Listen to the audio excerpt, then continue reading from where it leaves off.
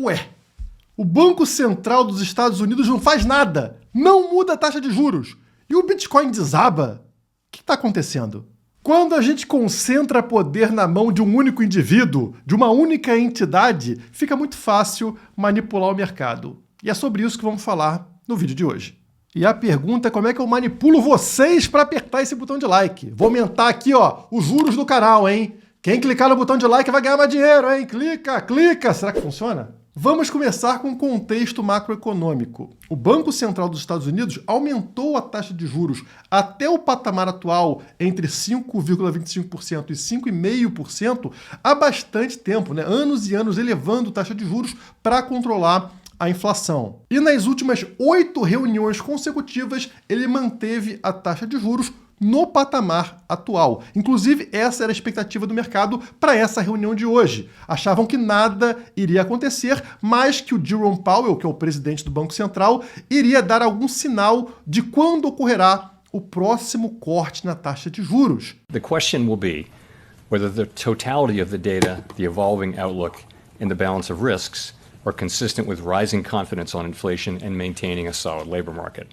If that test is met, a reduction in our policy rate could be on the table as soon as the next meeting in September.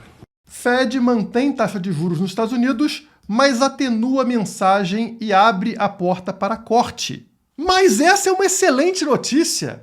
Vocês ouviram aí o próprio Jerome Powell falando que existe uma tendência de, na próxima reunião, já em setembro, ocorrerem cortes nas taxas de juros. E se tem corte na taxa de juros, perde-se o interesse em investir em renda fixa, em títulos do governo, e esse dinheiro flui para onde?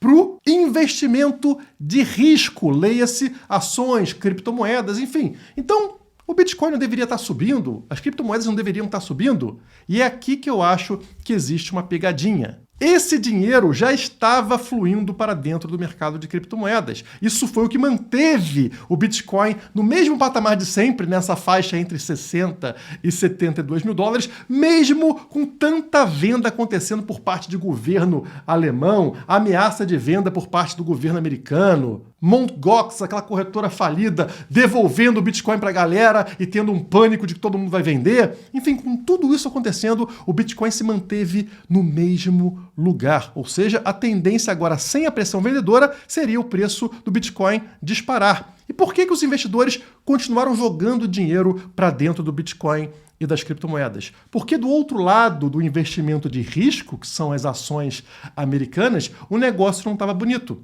Elas já tinham começado o mergulho, já tinham começado a afundar com força. Enquanto o lado cripto está brilhando, está na boca do Donald Trump, que fala que vai incentivar, são os ETFs de Bitcoin batendo recorde de captação, é a Ferrari adotando o Bitcoin na venda dos seus carros, enfim, o Bitcoin está na boca do povo e isso, claro, chama atenção e mantém o mercado cripto recebendo uma grande quantia de dinheiro. Isso fez com que as ações das 7 principais empresas de tecnologia dos Estados Unidos perdessem 2,6 trilhões de dólares, né? Aqui fala, por exemplo, que enquanto essas ações perderam em média 125 bilhões por dia nos últimos 20 dias, o mercado cripto subiu 11%. Mas se o todo-poderoso Banco Central dos Estados Unidos está falando que vai empurrar dinheiro para esse mercado voltar a subir, adivinha o efeito que isso tem? No exato mesmo dia onde vimos uma matéria dessas ações americanas perdendo valor, acontece o pronunciamento do Jerome Powell do Banco Central Americano e a notícia muda. S&P 500 e Nasdaq avançam após Fed sinalizar próximo corte nos juros.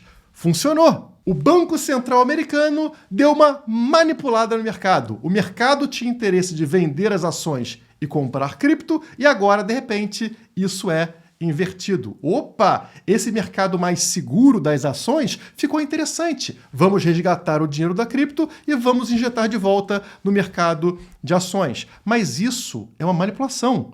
Isso é artificial. Essa tática utilizada pelo Banco Central americano é a mesma tática que os grandes bancões, por exemplo, também fazem para conseguir ganhar dinheiro no mercado. On September 12th, Jamie Dimon says Bitcoin is a fraud. He says he'll fire any one of his traders buying Bitcoin. Bitcoin drops 24%. When Jamie Dimon speaks, People listen. people listen. So that weekend, we found out that the largest buyer of a Bitcoin fund that's in Europe that buys physical Bitcoin, right? The largest buyer was Morgan Stanley and JP Morgan. And that's not illegal. He says it's a fraud. It says if by anyone that buys it. Fire. Yes. And at the same time, his company is buying His it. company is buying it. It's just, so unethical. Então, esse tipo de estratégia permite duas coisas. Primeiro, se o governo ou os políticos estão posicionados no ativo que deveria estar caindo, digamos, ações, eles têm o tempo de vender numa alta, né? Já que o preço vai dar uma subidinha e eles vendem num preço acima ganhando dinheiro. Por outro lado, se eles têm interesse em entrar no ativo que vai subir, digamos, Bitcoin, eles conseguem comprar esse ativo num preço abaixo, exatamente como vocês viram ali na aula. Então geram várias oportunidades aí para quem controla o discurso, exatamente o que fez hoje o Jerome Powell. E o resultado disso pode ser visto no gráfico aí do S&P 500, né, das grandes ações dos Estados Unidos. Vocês percebem que a tendência do gráfico tinha sido revertido, né? Ele bateu uma alta histórica nesse momento em 15 de julho aqui em 5.667 e estava desabando, fazendo fundos cada vez menores até chegar aqui em 5.399.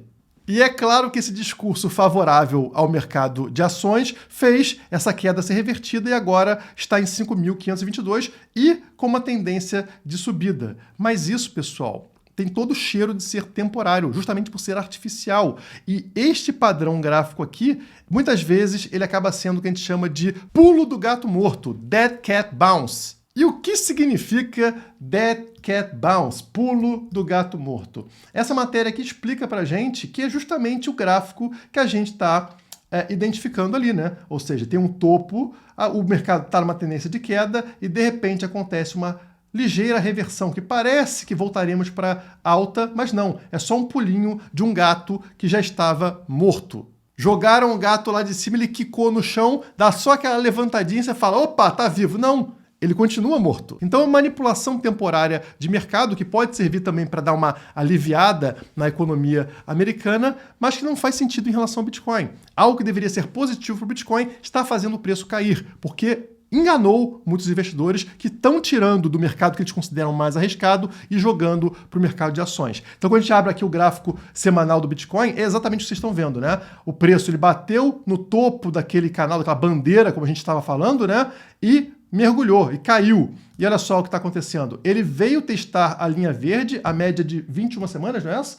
21 semanas que estava aqui, e nesse momento está até tentando romper para baixo dela. Lembrando que é o gráfico semanal que só fecha no domingo, tá, pessoal? Mas nesse momento está abaixo da linha verde, que está posicionada em 65.628. O preço agora está em 65 cravado. E a pergunta é, você venderia nesse padrão gráfico que a gente está vendo? Esse padrão gráfico aqui, que é uma formação de bandeira, né, é conhecido como padrão de canal descendente. Então tem um canal caindo, esse aqui é o próprio Bitcoin, como a gente está vendo, tá? E você tem aqui embaixo um suporte, essas linhas amarelas, e no topo outras linhas amarelas marcando resistência. E notem quantas vezes o preço bateu no topo e quantas vezes ele bateu no fundo. Ele bateu muito mais vezes no topo, né? No caso aqui, 1, 2, 3, 4, 5 testes. Estamos agora fazendo o 6º e o 7º toque no topo, enquanto tivemos somente 3 toques no fundo. Isso significa o quê? Nós temos um topo que tem uma resistência mais fraca, porque já foi testada mais vezes, do que um fundo. Um fundo tem um suporte muito mais forte do que o topo, o que leva a crer que a maior tendência é um rompimento por cima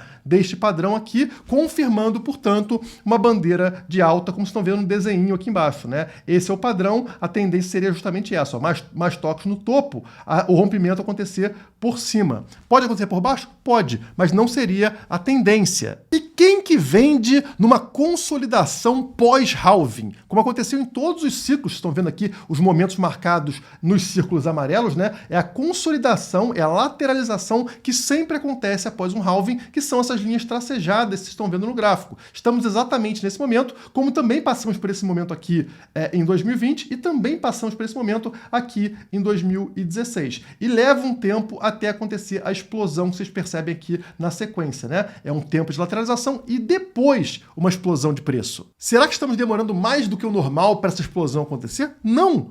A impressão que a gente tem disso estar acontecendo é porque começamos a lateralizar antes do halving. Batemos alta histórica pela primeira vez na história antes do halving. E aí o preço começou a lateralizar. Então dá essa sensação ruim, mas depois do halving é um tempo normal. Como vocês podem ver nesse gráfico aqui, a gente está dentro do primeiro 7% do progresso do halving, como aconteceu em todos os halvings. Estão percebendo aqui que quando está nesse laranjado aqui, 7%, aparece justamente um período de lateralização e não um período de explosão. Mesma coisa aqui em 2016, lateralização e não ainda a explosão. As bolinhas azuis nesse gráfico indicam dias onde batemos alta histórica. E vocês percebem que as bolinhas azuis só aparecem lá na frente, pessoal, tá vendo? Depois desta banda laranja que a gente está vendo aqui. No caso, a gente teve uma bolinha azul antes desse período pós-halving. Então isso foi inédito, primeira vez que aconteceu, o que mostra que estamos muito acelerados. A primeira bolinha azul deveria ter aparecido onde? Aqui, pessoal. Lá para final desse ano, né? Como aconteceu sempre na história. E devido ao longo tempo que o Bitcoin está lateralizando na mesma faixa, pode te dar a impressão de que vai demorar muito tempo para atingir 100 mil dólares ou 200 mil dólares. E isso, pessoal, é uma enganação. Na verdade, esse movimento é extremamente rápido, até mesmo no mercado tradicional. Se a gente pegar aqui os ativos mais parecidos com cripto no mercado tradicional, que são ali as empresas de tecnologia, notem o que aconteceu com a valorização da NVIDIA recentemente. Esse é o gráfico da NVIDIA, tá? Uma das principais ações do mundo, né, de tecnologia. Vocês percebem que em somente 162 dias, ela foi deste ponto aqui, 1,3 trilhões, exatamente o valor de mercado do Bitcoin, 1,3 trilhões de dólares, e em 160 dias subiu para 3,3 trilhões de dólares, pessoal, em somente 160 dias. Sabe o que isso significa? Se a mesma coisa acontecer com um ativo que tem muito mais potência do que a ação, que é o Bitcoin, ele sairia ali do valor atual, de 65, 66 mil dólares, e iria bater em 180 mil dólares até o Natal. Assim. E aí, quando você pensa em entrar, já era. Você já perdeu o trem, já perdeu o bonde. Então, aqueles que conseguem entender isso, se posicionam corretamente para esperar a explosão, ganham. Os outros ficam só olhando e falam, putz, perdi a oportunidade. A não ser que você seja do governo com informações privilegiadas e possa manipular o mercado para ganhar com isso. Para fechar o vídeo, eu quero fazer uma atualização sobre o projeto Polkadot, parceiro aqui do canal Criptomaníacos, e que recentemente teve um evento lá em Bruxelas, na Bélgica. Polkadot Decoded 2024. Vamos entender quais foram as novidades sobre o projeto para verificar se vale a pena investir ou não na Polkadot. Primeiro tivemos aqui o Bjorn, que faz parte do time da Polkadot, falando sobre o crescimento das métricas relativas à participação na governança, subiu 110%, como vocês estão vendo aqui, né? E também sobre o fórum da Polkadot, subindo aqui, ó, 3 vezes o engajamento e 2 vezes o número de views, o que é muito importante para um projeto. E a grande novidade da apresentação para mim foi isso aqui, a divulgação de um novo aplicativo chamado Polkadot Pay. Estão vendo aqui na tela, que ainda não foi lançado, já vou falar a data de lançamento para vocês, né? Esse aplicativo, ele permite compras com Polkadot no dia a dia, no mercado. Você usa ali o aplicativo e faz compra em qualquer lugar utilizando Polkadot, né? E também permite você fazer staking de Polkadot com somente um clique. Então facilita muito a vida do usuário. Eles, claro, fizeram aqui parcerias com outras empresas para ter também cashback nessas compras. Eles falam aqui em 20% de DOT de cashback em algumas redes. E que o aplicativo será aceito em mais de 1 milhão de lojas ao redor do mundo. Ele mencionou também que o aplicativo vai aceitar tanto DOT quanto o USDC e o USDT. Então você também pode utilizar stablecoins para pagamento, para transferência para amigo, para família, enfim. É algo que facilita muito, torna criptomoedas algo mais utilizável no dia a dia. E esse aplicativo está com data de lançamento para o 3º trimestre desse ano. Então está quase sendo lançado, está saindo do forno. Depois tivemos o fundador da Polkadot, Gavin Wood, fazendo um questionamento muito interessante. No mundo descentralizado da Web3, como a gente vai fazer para saber quem é humano e quem é robô? Estamos aí com inteligência artificial crescendo e tudo mais, e no mundo descentralizado não tem que fornecer identidade de CPF. Como é que você vai saber se está interagindo com uma pessoa real ou com um robô? Se você não entendeu o problema, pense, por exemplo, nos grandes projetos fazendo airdrop entregando tokens para a comunidade, será que eles não vão perder uma quantia imensa de dinheiro dando token para pessoas que não são pessoas? São somente bots? Somente robôs criados por inteligência artificial? Isso destruiria campanhas de marketing de grandes projetos, de grandes empresas. Como resolver esse problema? A Polkadot já está trabalhando justamente para resolver isso desde já.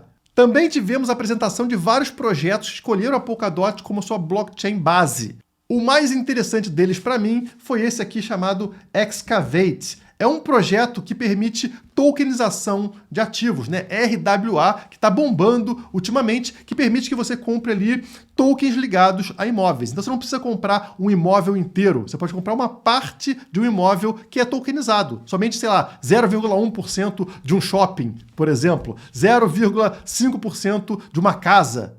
Tudo isso, claro, utilizando DOT, utilizando o token da Polkadot para negociação. Então, achei bem interessante porque traz utilidade para o token da Polkadot. Enfim, é isso que eu tenho de atualização para hoje, tanto em relação à Polkadot quanto em relação ao Bitcoin e ao mercado como um todo, com o Fed manipulando para lá e para cá. O que vocês acham sobre isso, pessoal? Vocês acham realmente que o Bitcoin vai continuar caindo a partir daqui ou é somente uma queda temporária, manipulada e que em breve veremos novas altas? Coloquem nos comentários. Por hoje é só, muito obrigado e até a próxima.